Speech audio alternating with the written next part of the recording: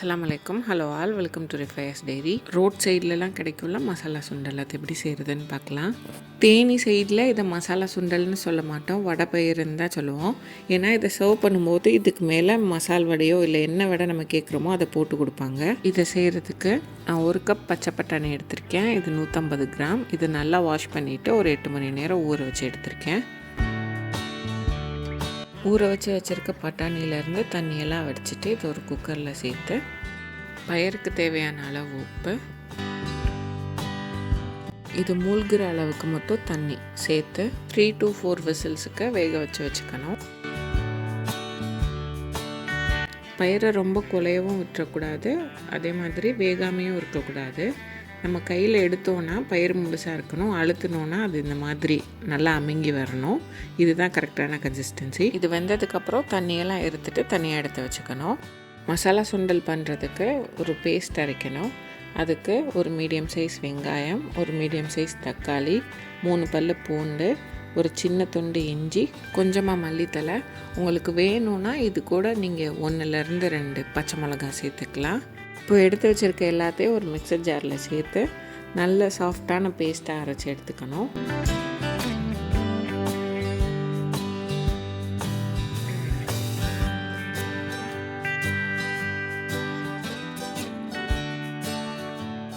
இந்த மாதிரி நல்ல சாஃப்டான பேஸ்ட்டாக அரைச்சிக்கணும்.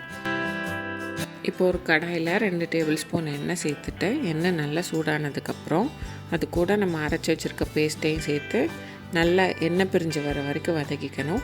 பேஸ்ட் சேர்க்கும் போது எண்ணெய் ரொம்ப தெரிக்கும், அதனால பார்த்து பொறுமையாக சேர்த்துக்கணும். இந்த பேஸ்ட்டோடு சேர்த்து நம்ம அரைச்ச ஜாரையும் நல்லா அலசி அந்த தண்ணியை இதோடு சேர்த்துக்கணும். இந்த பேஸ்ட்டை நல்லா குக் பண்ணணும், அதுலேருந்து எண்ணெய் பிரிஞ்சு வர வரைக்கும். இல்லைனா வெங்காயம் தக்காளி அதோட அந்த ரா ஸ்மெல் எல்லாம் போகாமல் அப்படியே இருக்கும். இந்தளவு எண்ணெய் பிரிஞ்சு வரணும். இது ஒரு தடவை நல்லா மிக்ஸ் பண்ணிவிட்டு இது கூட சேர்க்க வேண்டிய மசாலாஸ் எல்லாம் சேர்த்துக்கலாம். 1 டீஸ்பூன் மிளகாய் தூள், மசாலாவுக்கு தேவையான அளவு உப்பு, நேர்லேயே கொஞ்சம் உப்பு சேர்த்துருக்கோம் அதனால் பார்த்து சேர்த்துக்கணும். 1/2 டீஸ்பூன் கரம் மசாலா, 1/4 டீஸ்பூன் ஜீரகத்தூள், 1/4 டீஸ்பூன் மஞ்சள் தூள். இது எல்லாத்தையும் சேர்த்துட்டு இதை நல்லா கலந்து விட்டுக்கணும்.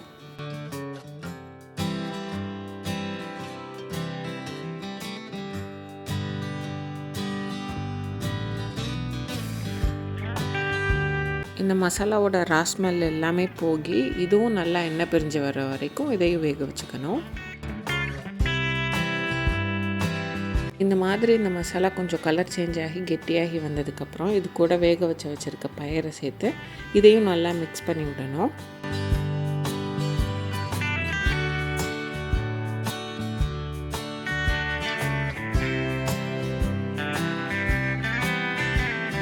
இப்போ இது கூட பயிர் வேக வச்ச தண்ணி இருக்குல்ல, அதையும் சேர்த்து இதை நல்லா கொதிக்க விடணும்.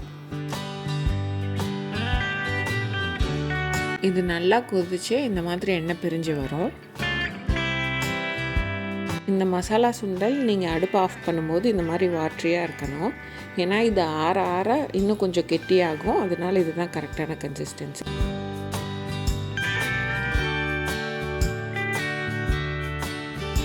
இது கூட கொஞ்சம் கொத்தமல்லி தலை சேர்த்துட்டு நல்லா கலந்து விட்டுட்டு அடுப்பு ஆஃப் பண்ணிட்டோன்னா மசாலா சுண்டல் ரெடி.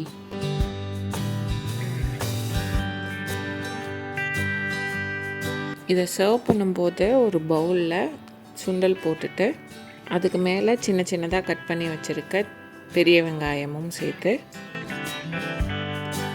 அதுக்கு மேலே பொடியாக கட் பண்ண கொத்தமல்லி. இப்போ இது கூட உங்ககிட்ட கார்ன்ஃப்ளேக்ஸ் இருந்தாலோ இல்லை ஏதாவது ஒரு சிப்ஸ் இருந்தாலோ அதை சேர்த்துக்கலாம். நான் மசால் வடை சேர்த்துருக்கேன், அதாவது பருப்பு வடை. இது கூடவே கொஞ்சோன்னு லெமன் ஸ்க்வீஸ் பண்ணோன்னா நல்லாயிருக்கும். லெமன் ஸ்க்வீஸ் பண்ணுறது எனக்கு பிடிக்கும், அதனால பண்ணியிருக்கேன். உங்களுக்கு வேணும்னா ஸ்கிப் பண்ணிக்கலாம். இதை நல்லா மிக்ஸ் பண்ணிவிட்டு எடுத்து சாப்பிட்டோன்னா டேஸ்ட்டாக இருக்கும். ட்ரை பண்ணி பாருங்கள். ட்ரை பண்ணிவிட்டு எப்படி இருந்ததுன்னு கமெண்ட்ஸில் சொல்லுங்கள். வீடியோ பிடிச்சிருந்தா ரிஃபயர்ஸ் டைரிக்கு லைக் பண்ணுங்கள், சப்ஸ்கிரைப் பண்ணுங்கள்.